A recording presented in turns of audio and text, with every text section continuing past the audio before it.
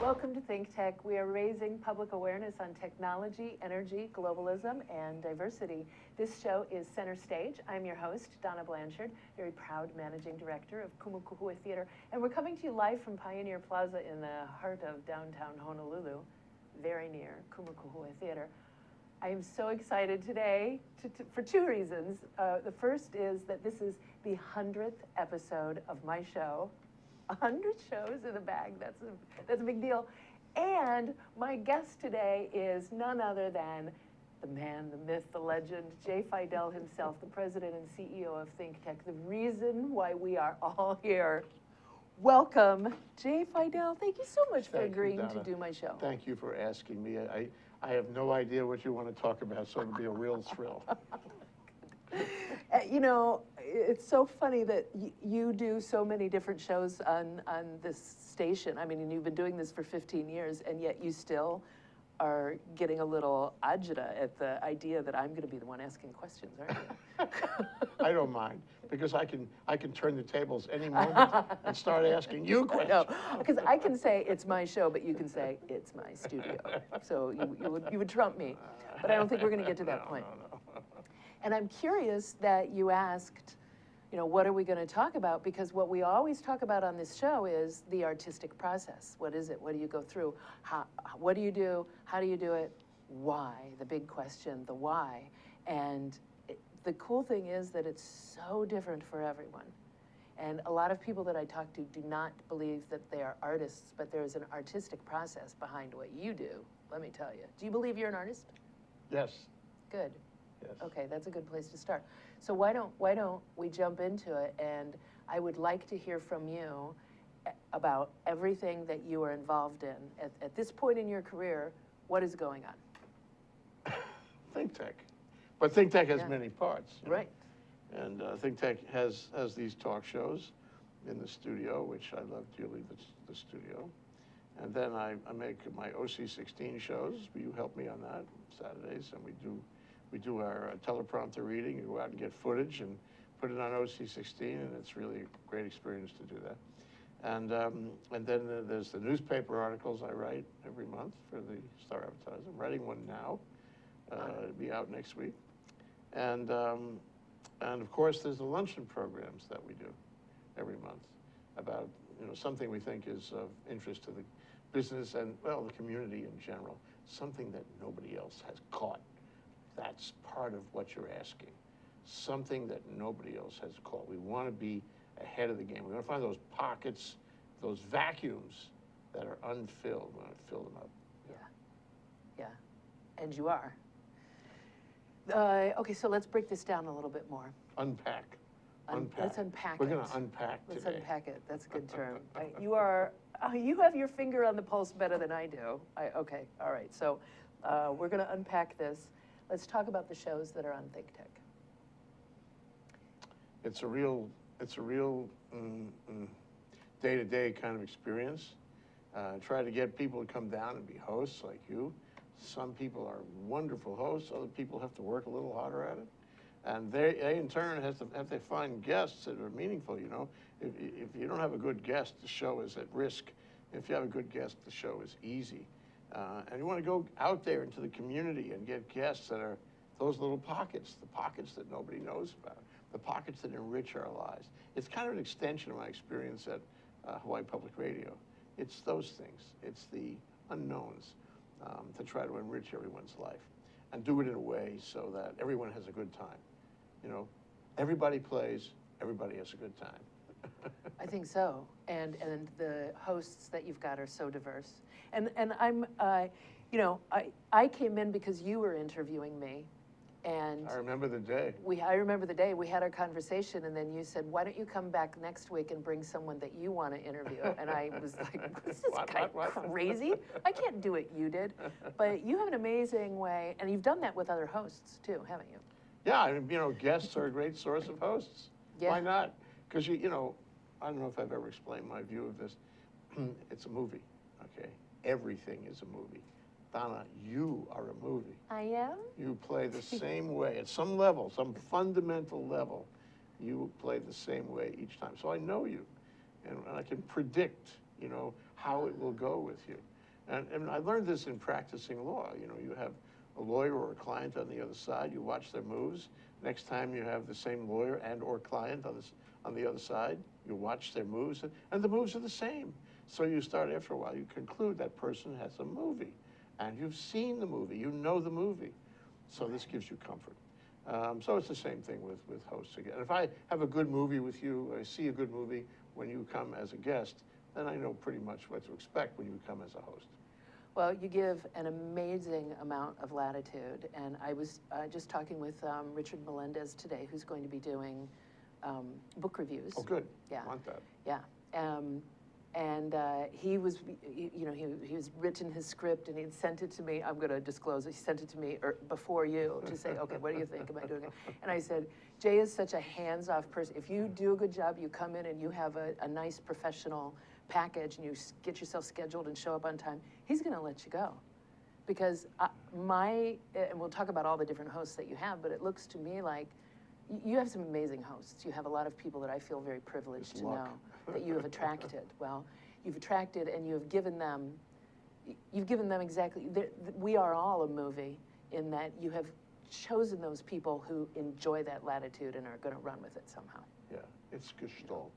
It's gestalt. When you see somebody who is, you know, enjoying himself or herself and working at it and coming up with stuff that's interesting, you know, and you can tell even without listening, you can tell if it's interesting.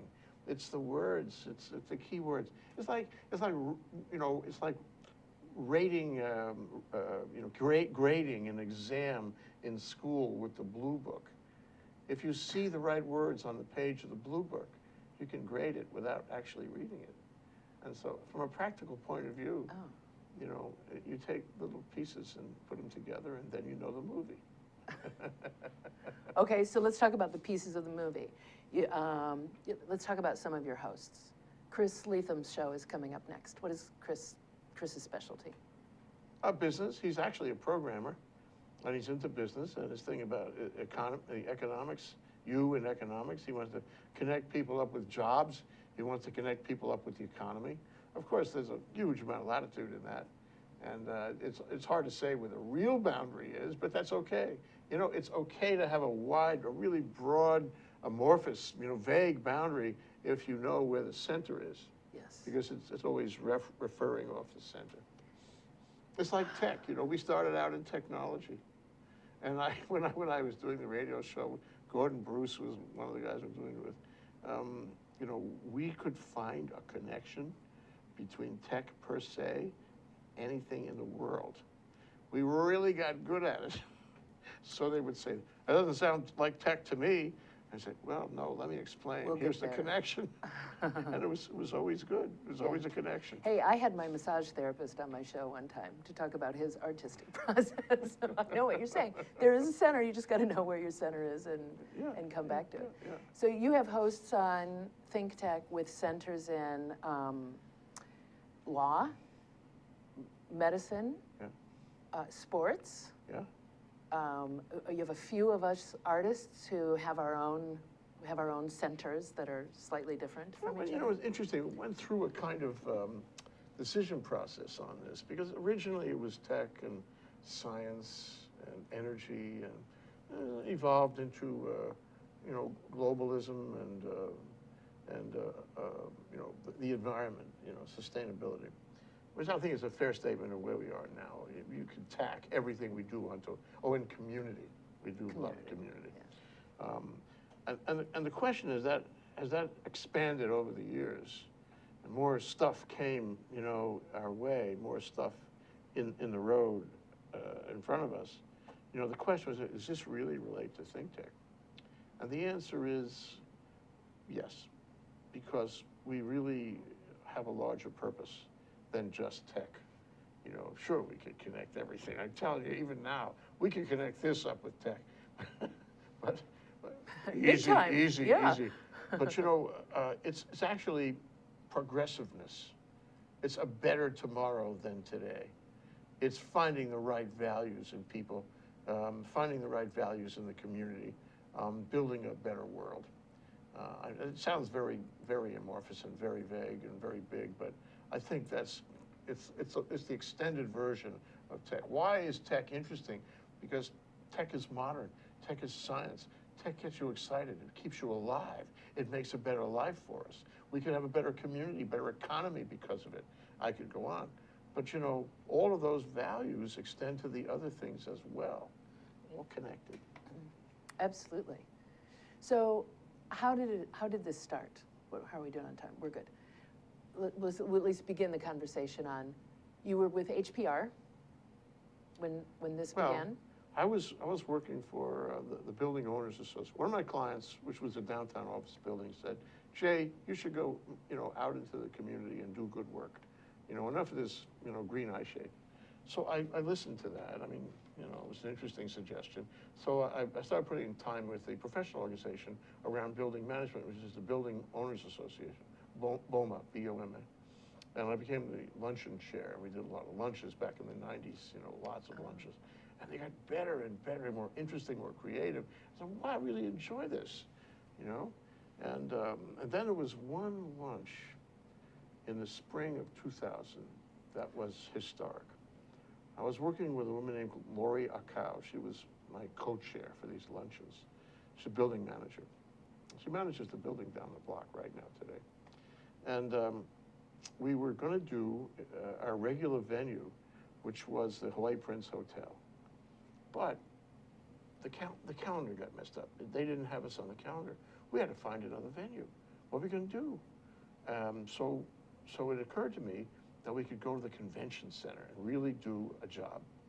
And the convention center at that point had a rule, no local programs. We only take tourists. We only take national, you know, conventions. Okay, but they weren't doing that well.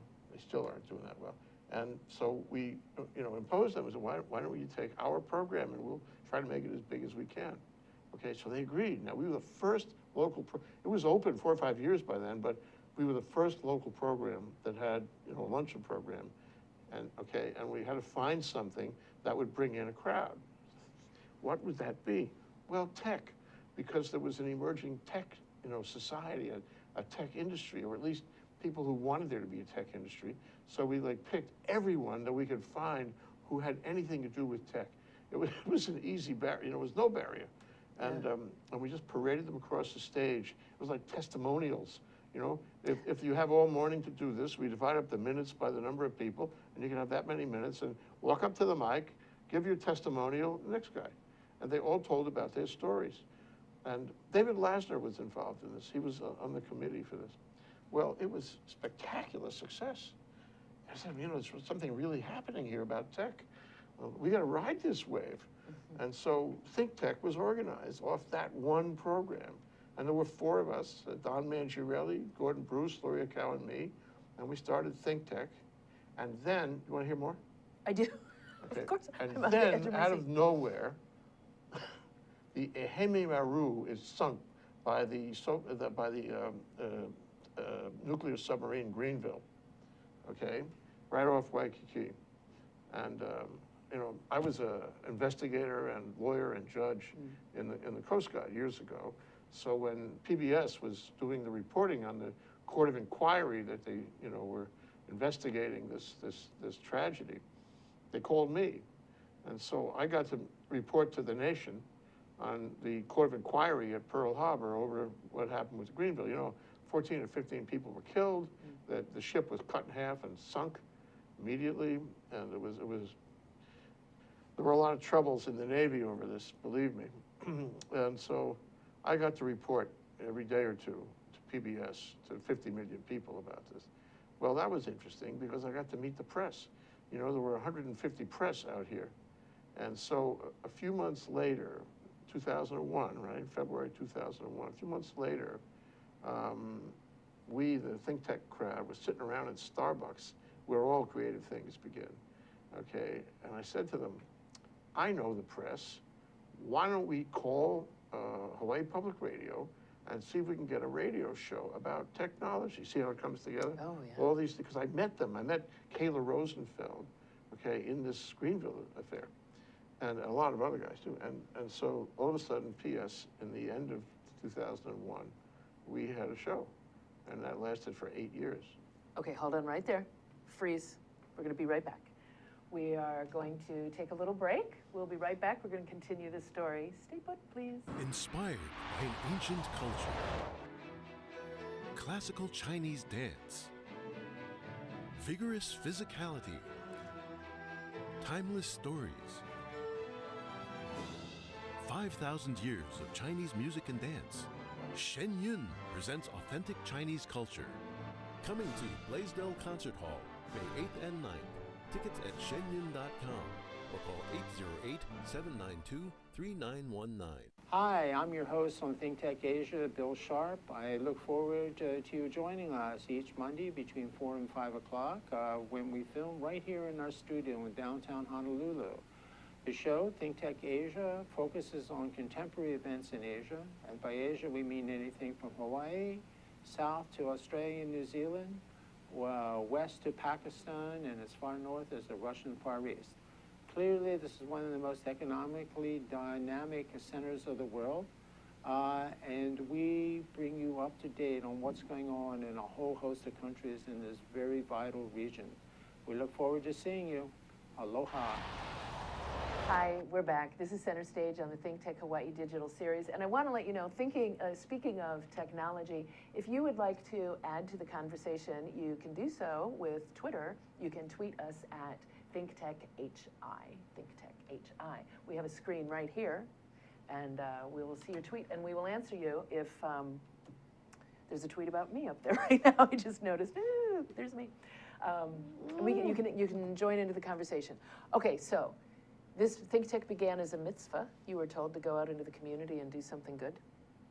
You put together these luncheon panel programs that, and it isn't just parading people across the stage and having them, say their thing.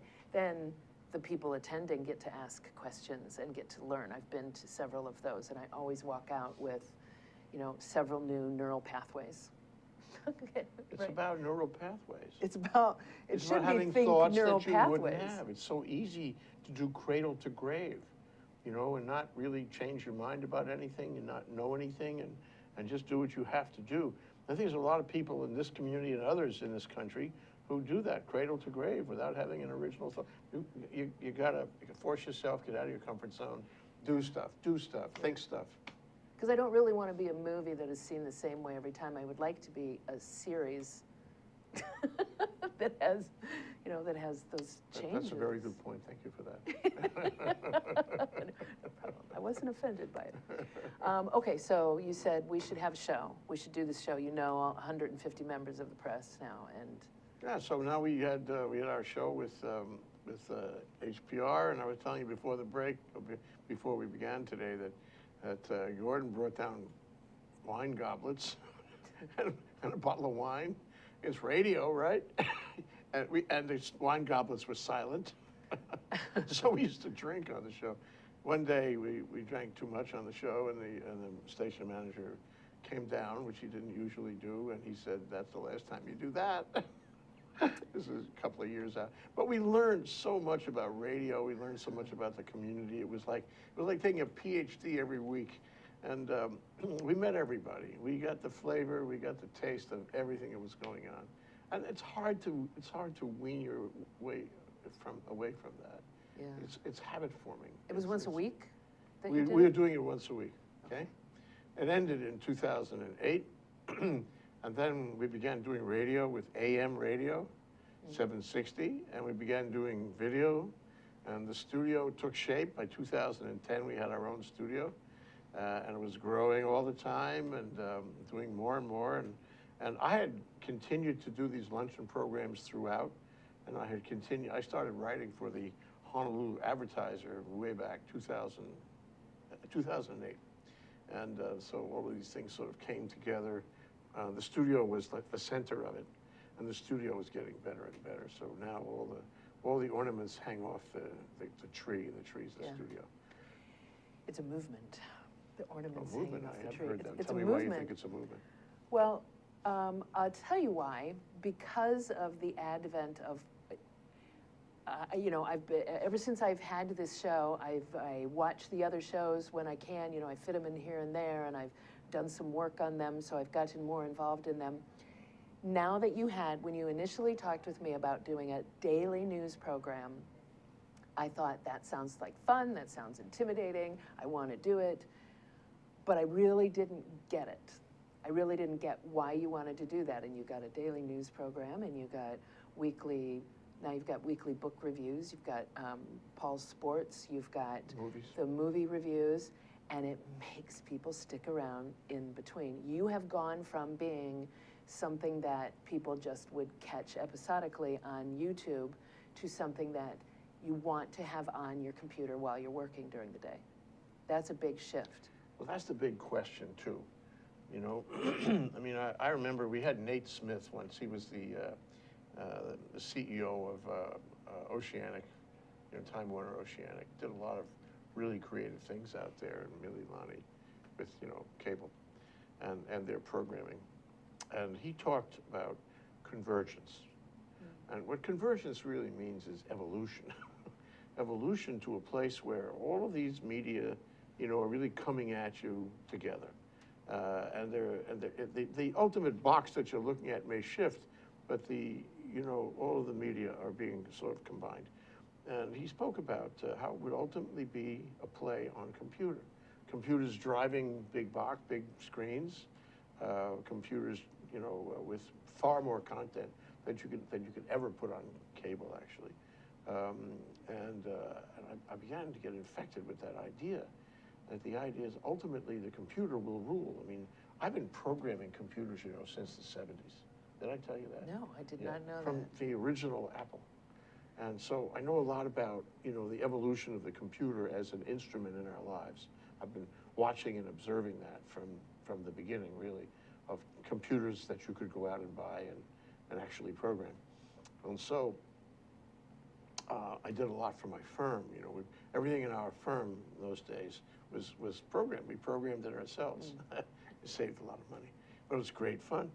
Okay, so now you get to the fact that we are live streaming this right now, okay? And you can get it on, you know, your phone, but you can also get it on a computer, and you can connect a computer to your huge 27,000-foot, you know, screen that you paid so much money for at home, and you can get it all around you. And the question is, when it becomes something that people will watch at lunch or in the afternoon or at night, you know, and really follow on a demand basis. And that, I don't think that's really happened yet, but I think it is happening. It will happen. And so guys like us with this live streaming business and YouTube on demand are going to be more important in the larger picture, because we're so nimble. We can, you know, organize a show here in a matter of minutes, even seconds. We've had extraordinary shows, you know, like virtually instantly, about important events with important people, and we can produce that to the world, not just to Hawaii. Oh, yeah. You know, I mean, there are a lot of stations that are limited to Hawaii. No, we can, you know, people in Bolivia, you know, so all of a sudden you have a leapfrog out into the whole world, and all you got to do is wait for the convergence to move one step down the road, and it is moving, and it will move, and so we become more relevant to more people all the time. Ergo, it's very important that we maintain a high level of quality, both on the content side and on the production side, and we are. And stay on the cutting edge, To the which extent you're we creating can, to you know. some extent. That's why the studio is so important to me, because I believe the studio is our way of maintaining that quality, of getting to that quality and staying at that quality. Well, it's also the people with whom you surround yourself, big time, that makes Like that you. happen. Like me, Jay. Yeah. I'll tell you that having those pieces in between the segments makes me stick around, so the next segment comes on, and it may be one that I wouldn't have watched. You had a guy on from the new co-working space here in Chinatown, Cameron, something, I can't remember his last name, but that was very interesting. That very interesting, and now it's a great business move for me in Kumukuhua Theater, because now we're working with him. We needed that space, and I got that because I just kept it on I just have it on in the background.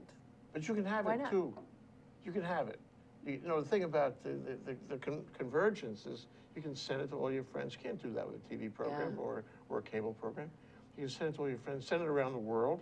You can put it on your website. We treat it all as public domain. You can have it. Everybody can have it. It's our gift to the world. You know, not only now, but forever. Yeah. Which is pretty cool. That's pretty cool. Yeah, and but a moment I have to spend on the fact that we have 2 floor managers. We have Sri Bender as the engineer. You know, this could not have happened without really dedicated staff who's willing to, you know, to put the time in, take the risk. And there's a risk, you know, you try something new, it could flub too, you know. Not everything works perfectly. It's the land of electronics. It's an art, not a science. And so as we have evolved this with painstaking effort and sometimes, you know, with difficulty. But here we are, and you know what? It works. It works. Right now, today, it works. How about that? It works. Yeah. It works right now, and if for some reason we don't feel like it's working tomorrow, we're going to change it. We're going to evolve. We're going to converge. We're always going to be at the cutting edge, Donna. Unpack That's part of the deal. We have to be at the cutting edge. So how are we doing on time? Okay, we don't have too much longer here to go in this segment, but I really want to get into why you do this, Jay. Why is this important? Because I know, well, and let's talk a little bit about the news segments for OC16. That's a pretty exhaustive feat that you're performing on a weekly basis to do that. That there's footage, there's a script, there's the anchoring, the teleprompter reading that we do when we come in here, and there is a ton of editing that you go through on that. How many hours do you think you put in a week on the OC16 show? It depends on the week, the show. It depends on the content, you know, how difficult it is. But I guess the average per week would be 10 hours. 10? 10 hours. Aside from the, you know, thinking it up in the first place. Once you've figured it out, 10 hours. Yeah, that's just an extra 10 hours in your schedule. Maybe 12. Maybe 12. I'm not including all the footage. You know, sometimes we got with a camera, we go, you know, we go places and we stand there and say, hi, what do you think? You know, tell us a story. Tell us your movie. And now, so another couple of hours for footage. But altogether, editing, writing, teleprompter, you know, and getting the footage, probably 10 or 12 hours. Yeah, okay. And those shows are on everything. We did our show, Kaiulani, not too long ago. You covered a show at the theater. I liked that one. That was drones. Really powerful. That was beautiful. Worked out well. Yeah, you did a really nice job. And your actors were so touching to me. I mean, it was an emotional experience to, you know, to watch them, to take the video of them and to edit it. You know, when you edit, you look at it over and over again, and you see things on the fifth look that you didn't see on the first look. You know. Yeah. Yeah. You're really intimate with that material. You did an awesome job with that one. I really liked doing that. You've had those news shows on the science fairs, on drones. In Hawaii. I mean, you know, it's this huge gamut of what's important now that people may not know about otherwise. If it's interesting, we do it. If it's interesting, we do it. Okay, we're going to go to a commercial. This is very interesting. We're going to continue this conversation. And I do want to say that those OC16 news programs that we're talking about are on Sunday evenings at 10:30 on OC16. It's called ThinkTech News. Okay. We're going to take a little break. Please stay with us. We'll be right back with my 100th show. And I host a show called The Economy and You. The show plays every Wednesday at noon.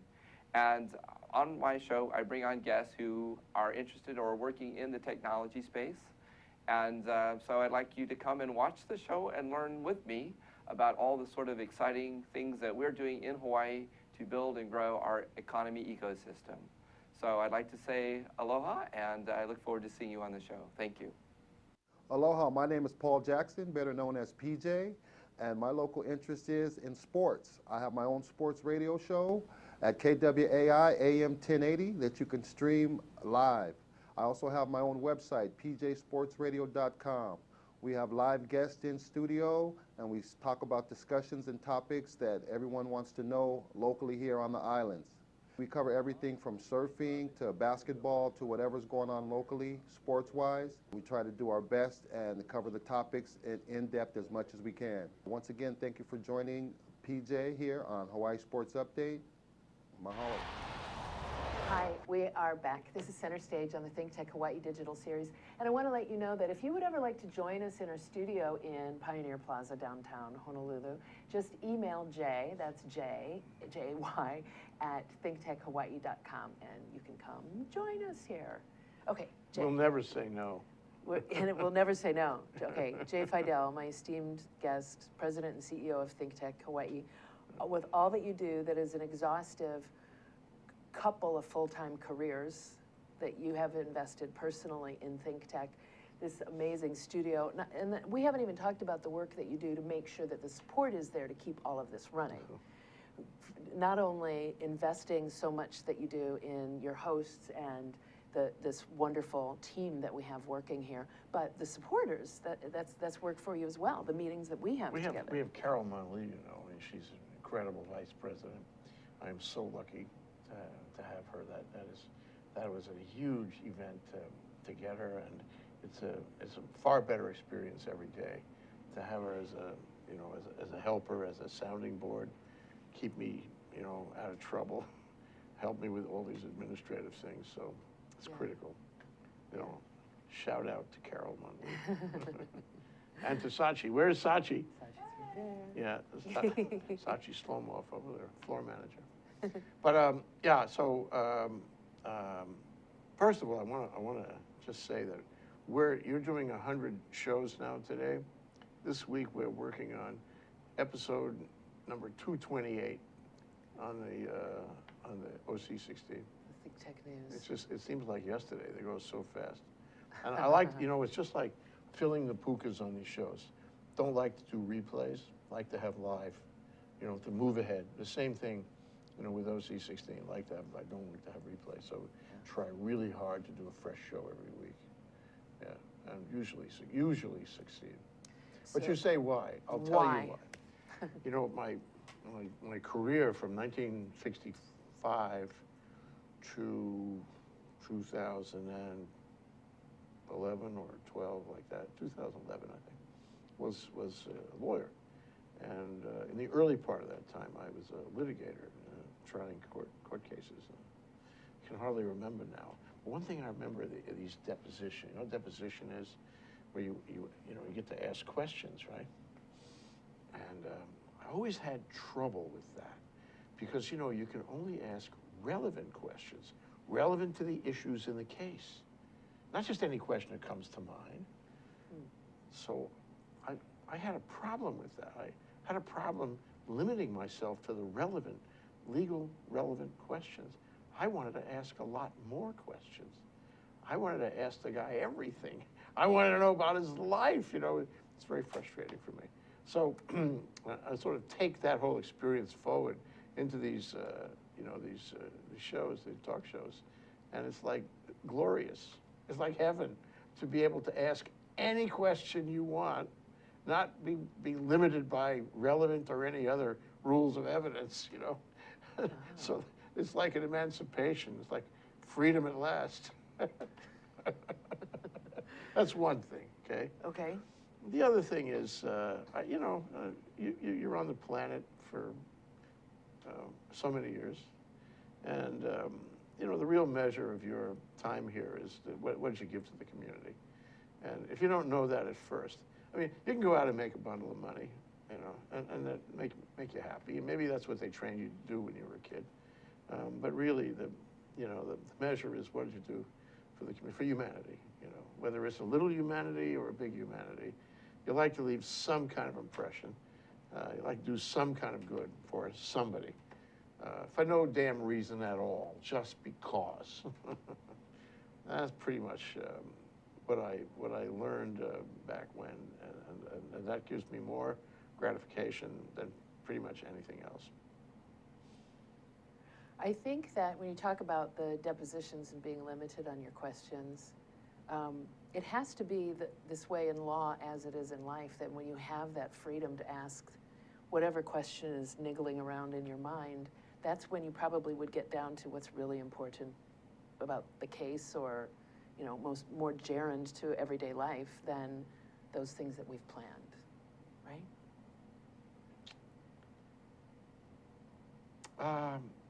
Well, yes and no. Oh. It's like important. What is important? Important is curiosity. That's important. Important is connecting, finding stuff out, having somebody share something with you that they wouldn't otherwise do. You know, connecting. Yeah. You know, we live in such silos, increasingly in a nuclear world, and we're driven by such tiny little kuleanas about enhancing our own pocketbook, whatever it is. And you know, the real value when you put your head down and die is, did I connect? Did I enjoy people? Did I find something with them? Yeah, and you are. And you're helping the rest of us do the same thing. You know, that first show when I came back, when you said, bring someone back, and Becky Dunning from HTY, God bless her soul, came in and was my first guest, and I wanted a script. I didn't know what I was doing, and I had all kinds of questions that I had written down, and I couldn't do this and this at the same time. I struggled with it so much, and I don't know if you remember, but we ended that show like 10 minutes early because I just ran out of stuff. That. Yeah, so yeah. I said, okay, that's all. Poor Donna, I don't have anything else. Goodbye. I closed it. I do remember that. And you let me come back the following week. That's an even bigger deal. You know, you're not the only one. Oh my God, I mean, just freaked out. somebody else in those early days, I guess I should have briefed people better. It was like 20 minutes into the show. She said, well, I don't have anything else. What do I do? This is on the air. What do I do now? And so that hasn't happened since, though. Oh, well, that's good. But the fact is that Becky and I can sit in a room, just the two of us, and talk for hours upon end, you know, naturally, because I'm not trying to look at a script. And it was you who said, you take your paper and you divide it in 4 columns, and here's the areas that you want to talk about, and you just leave it at that. You make notes for yourself if you need to. You have a little something there to prompt you, because it is really all about this. Well, I used to call it the sausage theory. I'm not that sure that's you don't want to entirely see the way accurate. sausage is made. No, different. That's all I know. No, not. That's for the legislature. You would never eat it again if you. Oh, okay. What's The this? sausage theory is like spelunking. Ever go spelunking? No, but I've claimed to. Anyway, go. Okay, that's reserved for another time. So in spelunking is when you go cave exploring, right? So you carry a string, right? Because you have trouble, you know, if you're unable to get back, it's real serious. That may be the end of you. So you carry a string and you lay the string down behind you. So when you're tired of going forward in the cave, you turn around and you follow the string back up. That way you live. Yes. It's a great thing. Okay, and so to me, in my life experience, it's really great to be able to have a conversation that's connected. Not only the person, but the subject matter. And so the sausage theory is where I ask you a question, you answer me. Now I'm factoring in your answer into my next question. It's not, you know, a good interview, I think, is like that. You take the answer into account before you go forward. Mm-hmm. And you know, it's almost gestalt. You know, you take it into account as it starts, not as it ends. You're listening to, you're absorbing that answer into your thought process, right? And so the sausage theory is where, you know, it's totally dynamic and totally dependent. Each question is dependent on the last answer. And hopefully each answer is dependent on the last question. And that way, the two of you take an adventure together. You know, the worst kind of interview is, well, this is the interrogatory, you know, the deposition. You know, well, I got question number 1, I'm going to ask that, and question number 2. I don't follow up a lot. I just get the answer to that, put it on the record, that's it. And when I'm done, goodbye. And you know, that's really not what it's about for me. And that's why I was frustrated earlier. And so, you know, it's the sausage theory, which I learned from Hawaii Public Radio. Okay, the sausage, I'm not going to use that terminology to describe it. So I can't go there with you, but That's okay. yeah, and when you have a script, you know, I love to have a script on stage. I used to do improv work, and that's not for me anymore. I love to have a script and to dive into it and do my you're research really good and plan. without a script, you know. Aw, thanks. Yeah. And, you know, I like to be able to plan and work, and But you know, all you have it's to a do very is think safe of it, place to to think be. of it in advance. I mean, I had a show earlier today, and I didn't even know who was coming on, but I looked at my phone while I was driving in. I looked at my phone while I was driving in and said, oh, it's going to be X. Okay, now I can sit here and think about what I would like to ask him. What you want to know. Or where I want to go with him. If I didn't know who it was, I couldn't possibly have had that conversation with myself. So, you know, I think, it's like, you know, I asked my brother one time, who goes on national TV a lot. I said, you know, how do you prepare for these interviews on national TV? Do you make notes? Do you do research? Do you spend, you know, the night writing up a big memo about what you want to say? How do you do that? He says, I'm always doing it. I'm always thinking about it. So when I get in there, it's all ready to go. And I think that's probably good advice. That's brilliant advice, and that is part of the reason why I don't even want to talk. Usually I don't want to talk to my guests before the show, or we'll get into the studio just for the 15 minutes we have in here before the show, and I'll say, no, don't talk to me about that. I want it to be organic. And part of what I am so very grateful to you for is that you have given me the opportunity to learn to trust myself that much. That I know I'm going to invite good quality, interesting people in here, and then I'm just going to float with them, and we're going to explore things together, and I can trust that I'm not going to have to end the interview 10 minutes early. Aren't you worried that somebody out there is listening, is watching this, and says, you know, that Donna, she's not prepared. She should have a list of 10 questions and go down and cover everything that needs to be covered. I want, you know, an intellectual discussion here. I want scholarly. I want the details and the data. Doesn't that bother you? I'm not worried about that. It never occurred to me. I don't need to worry about that, because this is how it all begins. This is where all the scholarly tomes come from, is just exploring and thinking. I mean, we're thinking while we're talking, hopefully, usually. Right. Hopefully you got something in there to share. You know? Yeah. Yeah. Well, I've had the opportunity to meet so many amazing people and walk down so many different paths and form neural pathways that I wouldn't have were it not for the amazing opportunity to have this show, not to mention what it does for Kumakuwa Theater also. I'm so very grateful clearly for a that. two-way street on that. That's great. Yeah. You know, when you do the news, you know, you are such a professional. Gosh, never stop, Donna. Thanks. It's I love you. doing that. It's you. I love doing that. Thank you. I'm so very grateful for what you've given me personally, as well as what the investment in my career and the career for Kumakuwa Theater. Do you want my handkerchief? I just about, yeah, Jay Fidell.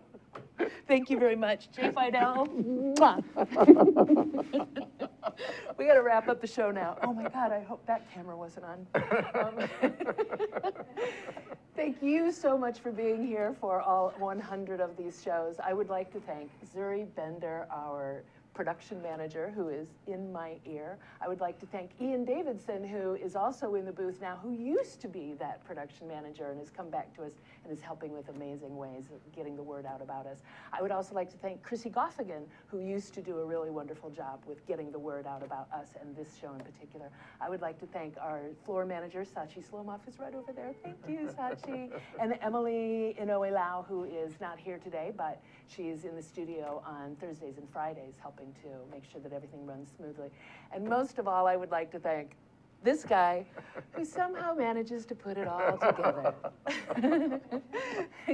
Thank you, and please come back and join us next week. We shall see where we will go from here. I'll talk to you then. Bye.